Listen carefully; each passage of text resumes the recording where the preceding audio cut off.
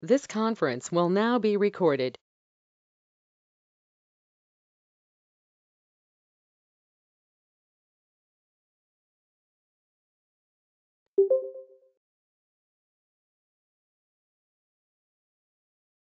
Suresh is here, or Yeah, hi yeah, Suresh. I'll share the Actually, screen. actually network problem. So I connected in mobile only. Okay, So heavy rains in Chennai. okay, okay. Hmm. Mm. Okay. I will Whenever pick. you get the time, so what I'm trying to say is like, first of all, check what kind of interface you have given. So what I've seen is like you have given Wi-Fi, so Wi-Fi network. So that's the reason you need to get an IP in that network. So whatever the IP is present in that, one of the IP you need to assign to your VM. Okay, and the gateway should be proper. I think, is it D-Link or any other? What kind of router it is? Linked only. Sorry. So what kind of router you are using? D-Link or TP-Link? What is it? Mm. Oh, I think TP link. I guess I'm not sure exactly. If it is DP-Link, the IP address series will be 192.168.0.0/24. Because I'm also using No, D-Link, so maybe that would be the network for all the D-Links.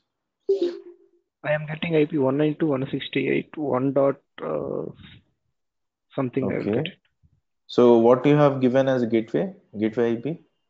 192.168.0.0. No, 192.168.1.1. So the gateway should be 1.1. 1.1 because your series is 1.0/24, right?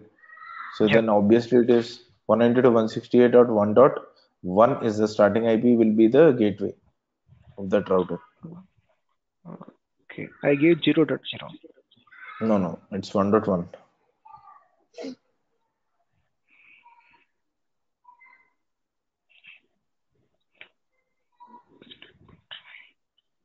Okay, tell me what is your laptop? You have laptop, right? Laptop or PC HP it is? HP laptop. laptop. Tell me the IP address of that particular laptop. You know, right, how to check? Yeah. It's Yeah, tell very me the slow. IP address. Okay.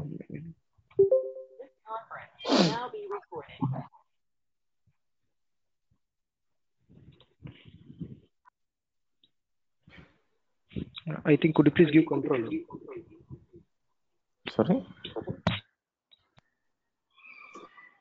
No, just I'm asking like, what is your system IP address? So you can go to the CMD and in run, you can enter CMD and you can check the IP config, right?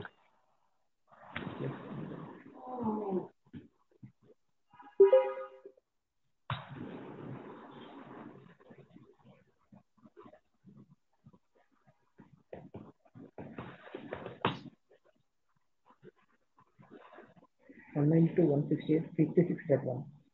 Huh? 192.168.56.1. No, check what kind of interface name it is. For which interface you are checking? Wi-Fi, you need to check wireless. WLAN, you need to check. WLAN IP address I want.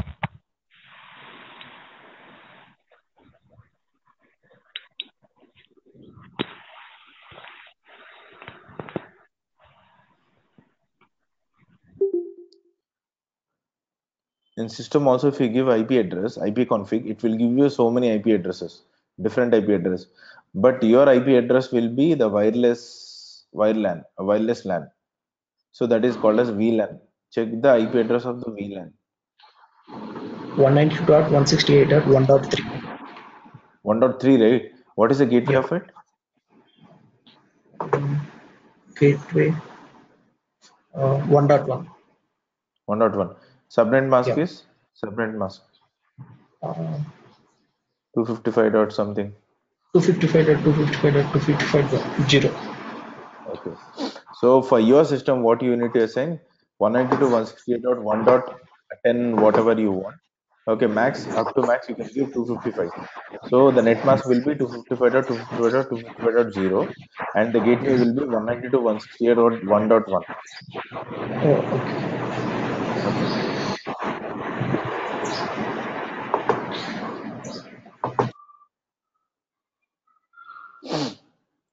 So let me start.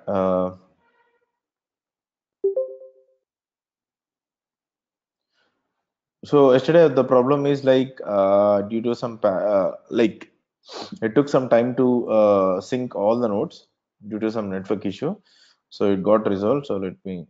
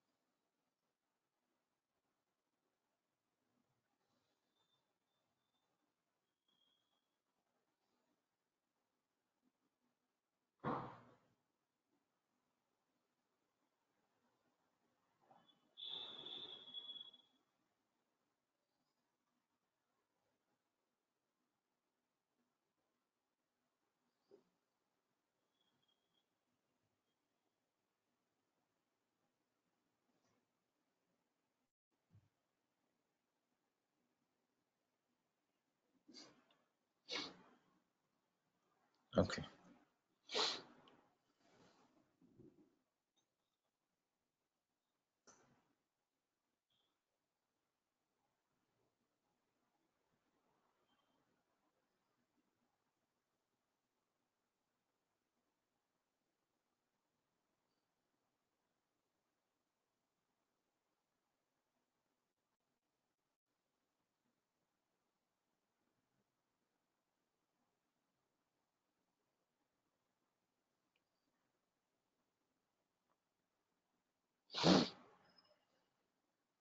So if you want to see whether all the nodes are integrated and they are active or not in the Kubernetes cluster, we need to use kubectl get nodes. Okay. So give enter. So previously I got error, so it's still it is showing me this error. So let's wait all when all the nodes are integrated. Still, these nodes are still they are trying to get activated. So let's wait.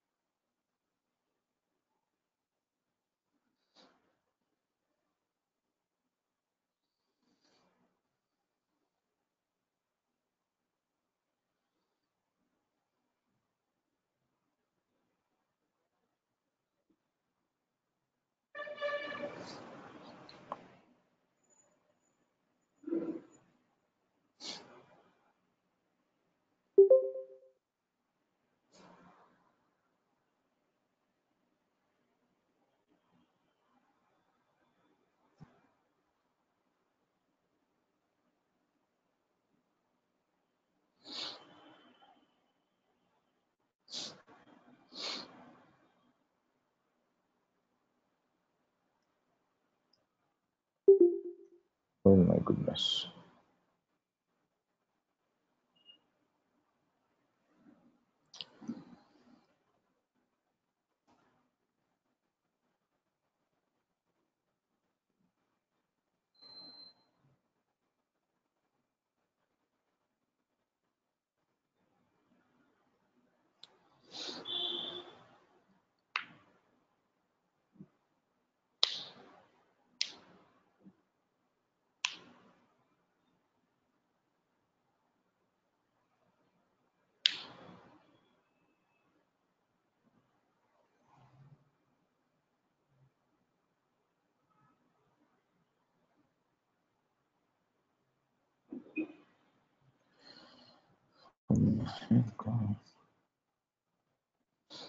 Let me check the process running in the background.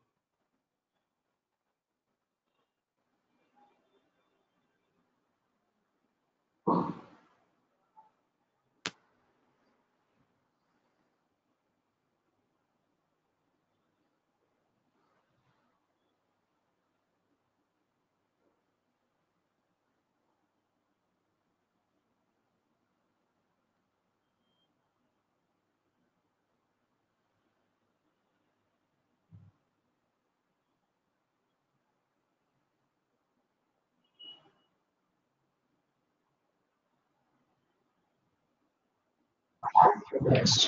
Hi, Suresh. Yeah. Yeah, Suresh. Yeah, it's working. It's picking up. Okay, right? Okay, fine. Yeah, because of that issue only. I think gateway 1.1. Yeah, 1.1. Yeah. Let me check. I'm having some issue with the notes.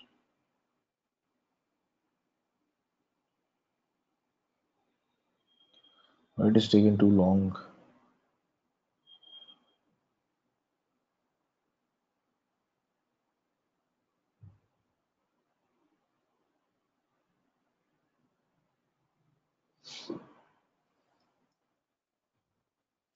TLS handshake timeout.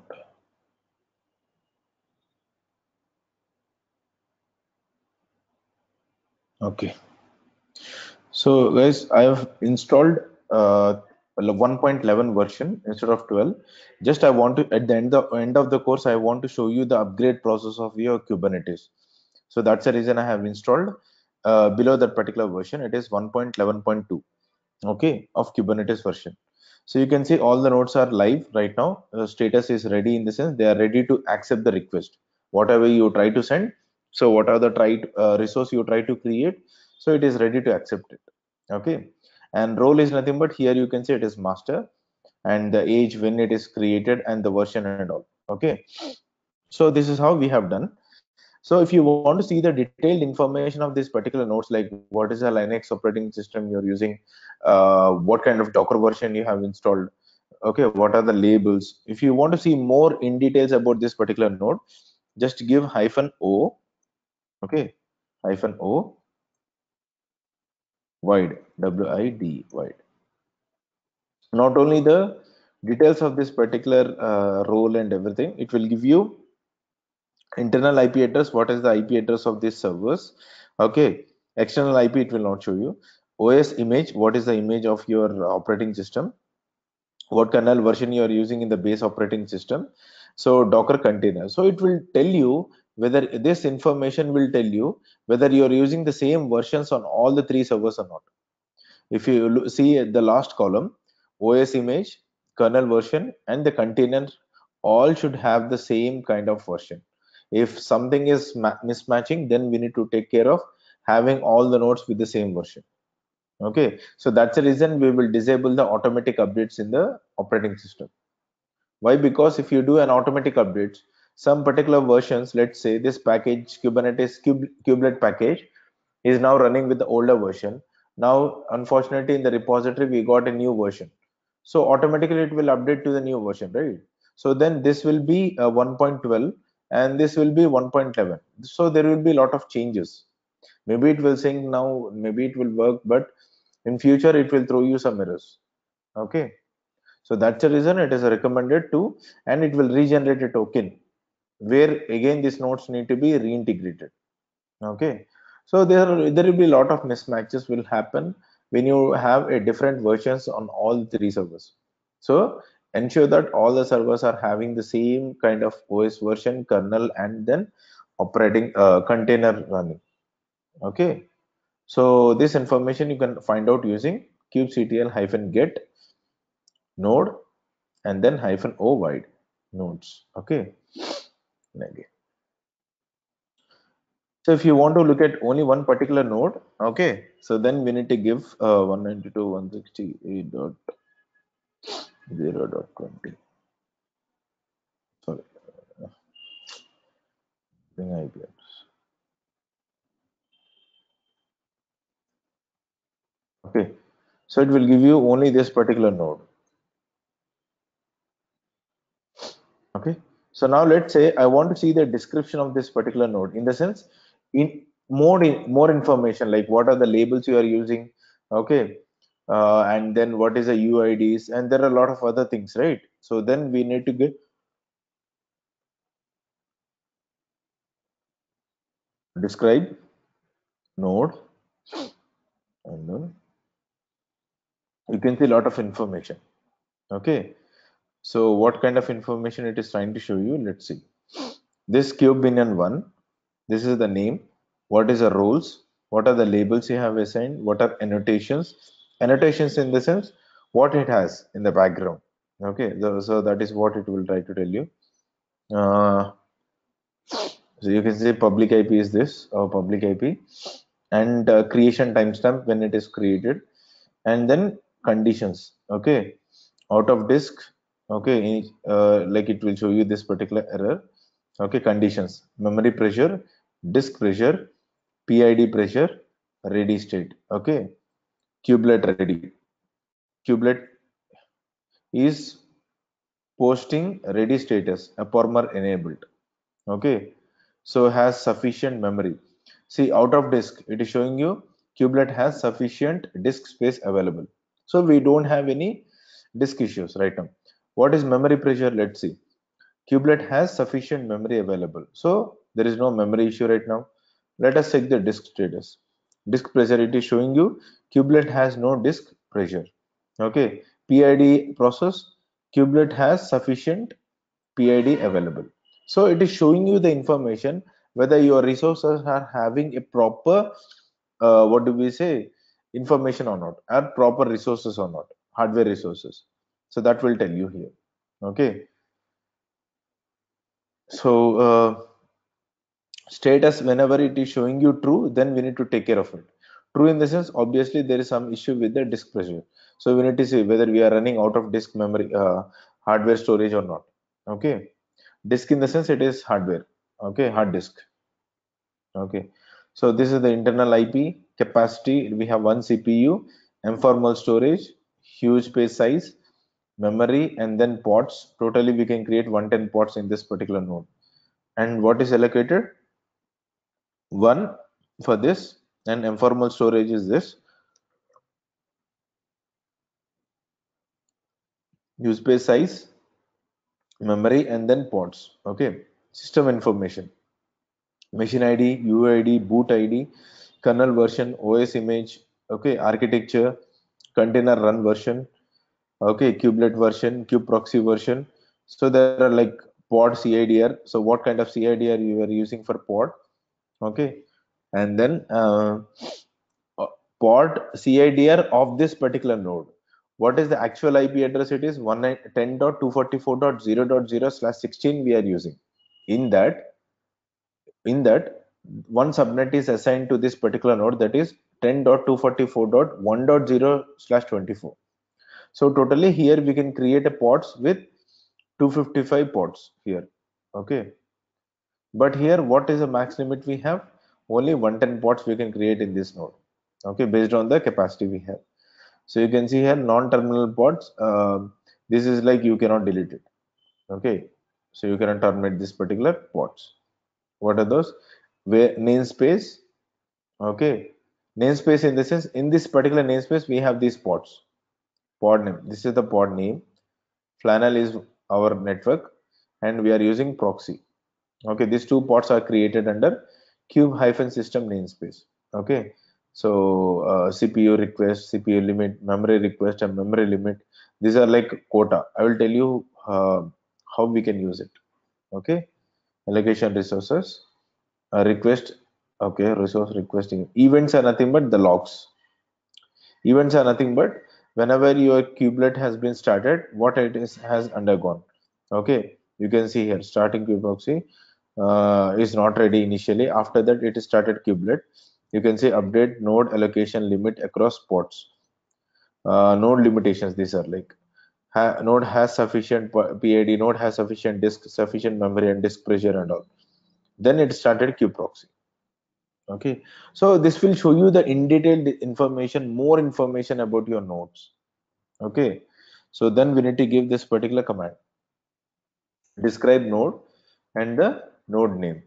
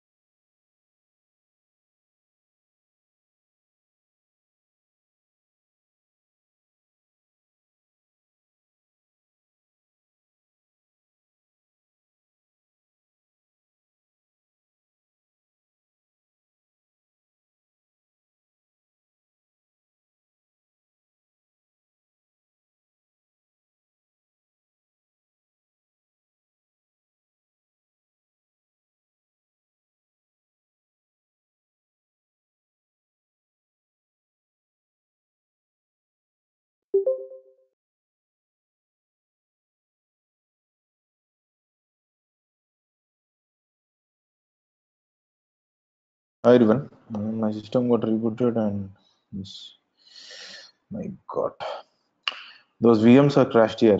So again, I need to rebuild. I don't know what happened. So all of a sudden, it said like your system is getting shut down. So guys, give me time. So tomorrow there is no class, right? So on Monday again, I will rebuild this VMs and I will show you.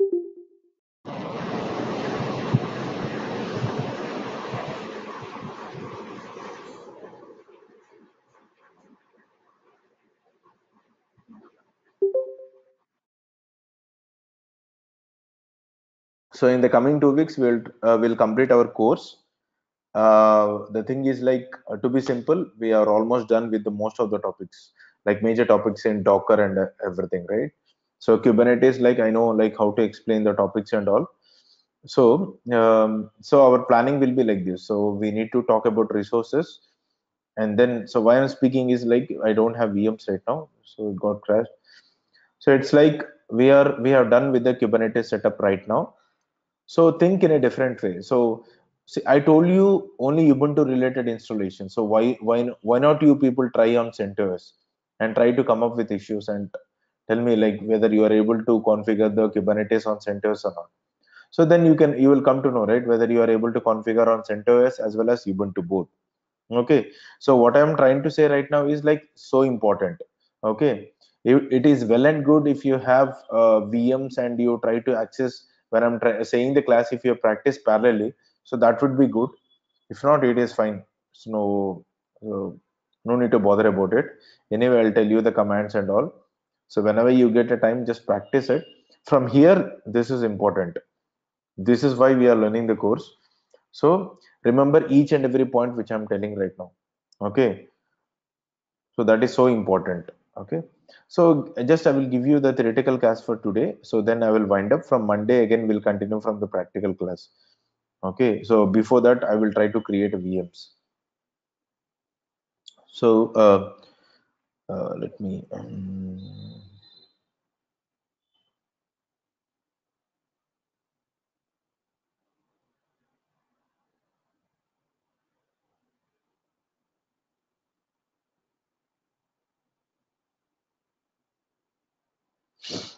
yeah, so why is this is not increasing here? Okay. Hmm.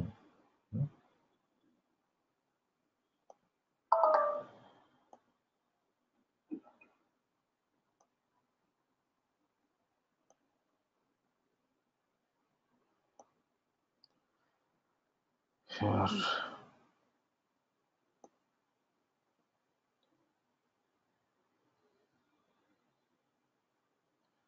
This is also not helping for us. Okay. Yeah. So I will be simple. So for we are talking about Kubernetes resources.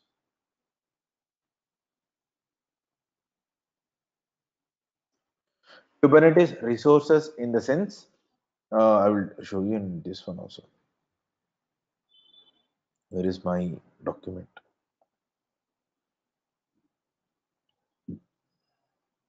Sorry.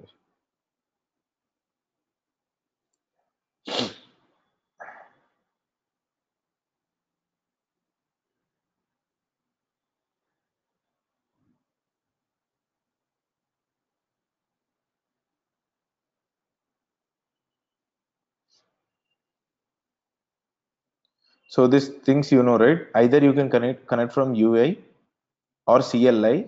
So the API will take the information and then it will give it to the Kubernetes master. So here the API is nothing but Kubernetes API we have. Okay.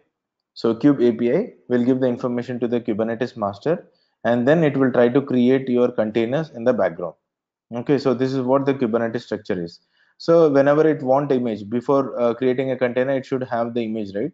If it is not available, it will download from the image registry, like Docker Hub, whatever it is. Okay, if you are a private repository, so whatever it is, it will try to download the image from that particular location. Okay, So what are the components we have discussed? etcd, Flannel, Kube API server, Kube control manager, Kube scheduler, kubelet, and then Kube proxy.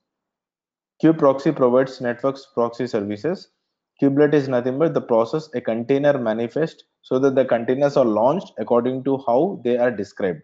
So when master sends the information to the nodes, the first component which will take the information is nothing but kubelet. So kubelet will give the appropriate information to the Docker, and Docker will create the container, and again that information will be given to the kubelet, and kubelet will pass information to the master. Okay, so this is how the structure will be formed. So all the nodes, all the slave nodes, or the nodes which you call, except master, kubelet will take the information and then it will give it to the Docker in the background. So kube scheduler is nothing but who will schedule the resource to create resource. Let us say pod, service, these are like resource. I will tell you what is that. So this resource, when you are trying to say to create from Kubernetes master, master will doesn't know where to launch. So kube scheduler will take the information and then it will think where to launch on this particular resource. Okay, so the decision making of creating the resource will be taken care by kube scheduler on which host and all. Okay, Kube Control Manager is nothing but it's a manager where it will take the responsibility of all the nodes in such a way that they are in sync to the master, and all nodes are alive. Okay, all the services are running. So this information will be taken care by your control manager. Okay, and then Kube API server is the actual API we are using in the Kubernetes. So when someone is trying from outside, from dashboard or from CLI command, okay, using kubectl command or from the Kubernetes dashboard, the first information will be given to the Kube API server, and then it will pass it to the background backend services. Okay, so that is how it goes. Okay, so Flannel is nothing but which is the overlay network we are using in our Kubernetes cluster. We have Calico, we have other things also. As of now, we are using only Flannel in our setup. Okay, so that is the one thing. And etcd is nothing but every node details need to be stored in one particular, the metadata of each and every node should be stored somewhere, right? That particular some instead of somewhere, that is a tool actually. So which will take the responsibility of holding the metadata information of a file, metadata information of the all the nodes. Okay, or what pods you have created, what is the metadata information. This information will be held in etcd server. etcd is called as a key value pair server which will hold the information. Okay,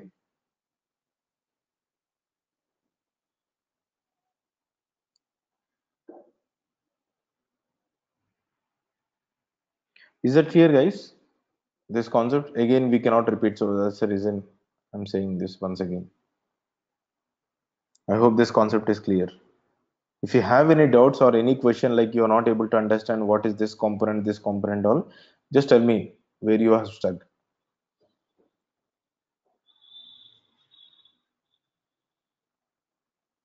Okay, no, then fine. So this is the architecture. So Kubernetes master is installed with this particular packages, and the machines are like the slave nodes. Kubernetes nodes are running with the Docker, kubelet, and kube proxy. You can see here. Okay, all these are Linux machines with Ubuntu installed we are using, and these are the port numbers which we need to take care of when you're using a firewall restrictions. Okay, so the first thing is like which we need to install on a Docker is nothing, Kubernetes is nothing but first we need to install Docker on all the machines, and then we need to install your Kubernetes packages. Without having Docker, your Kubernetes doesn't work. Okay, so the pre-requirements are nothing but Docker need to be installed, and every node should have a public IP as a first interface. Okay, and okay, this is what we have discussed, and these are the resources we have, or it is called as Kubernetes objects, or they will say like Kubernetes resource. Okay, they can call with both the names, resource or objects. Okay, pod, service, volume. Okay, volume in the sense it is a persistent volume, deployment, replication controller, replication set, namespaces, config map. Okay, we have persistent volume claim, secrets, jobs. Okay, and then we have cron job. Let me check cron jobs. Okay, secrets, stateful set, daemon set, rback. Okay, and then we have anything else? Yeah, enough. Yeah, these things are enough. So these are the resources which we are going to discuss in our entire Kubernetes setup. Okay, you can see here. So hardly it will take 2 days, 1 day to complete every two services. I can complete two objects day by day. Okay, these two are interlinked. Okay, some are like interlinked. Jobs and cron jobs are interlinked. Okay, and RBAC we need a complete day to understand it. Okay, replication controller, deployment, volumes, everything it is like simple. Okay, so on Monday I will try to explain each and every object. Okay, object in the sense Kubernetes object or Kubernetes resource. Okay, you can see here Kubernetes contains a number of abstractions that represent the state of your system. Deployment, containerized application and workloads, their associated network and disk resources and other information about what your cluster is doing. Okay, so object has so many informations like what kind of application you have deployed, which resource you have used. Okay, so this is all about, either you can call Kubernetes resource or objects, both are same. Pod is one of the object. Okay, service is one of the object, similar to that. Okay, Yeah, can you share these documents with us? I think I already shared this actually, so let me give you once again. No. Okay, okay, let me give. This is public link which I'm giving. So there's no need to have permissions. Okay. You can access this link and you can get the document.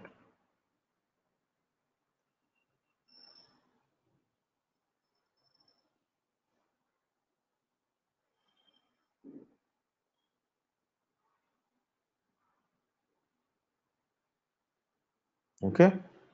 So from Monday, I will try to explain what is this pod, when to use this particular pod, when to create and all.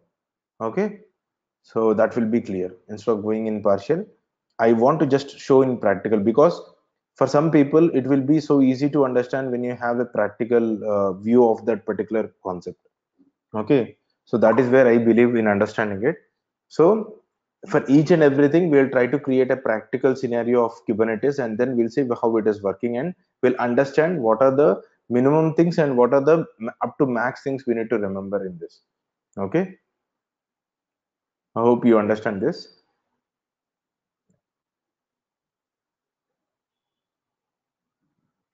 So let's continue from Monday. Sorry for the interruption for today actually. So the VMs created a problem. Okay, so we'll continue from Monday the same time 7:30. Okay, I will try to take Monday with a like long class like till 9 or somewhere. Okay.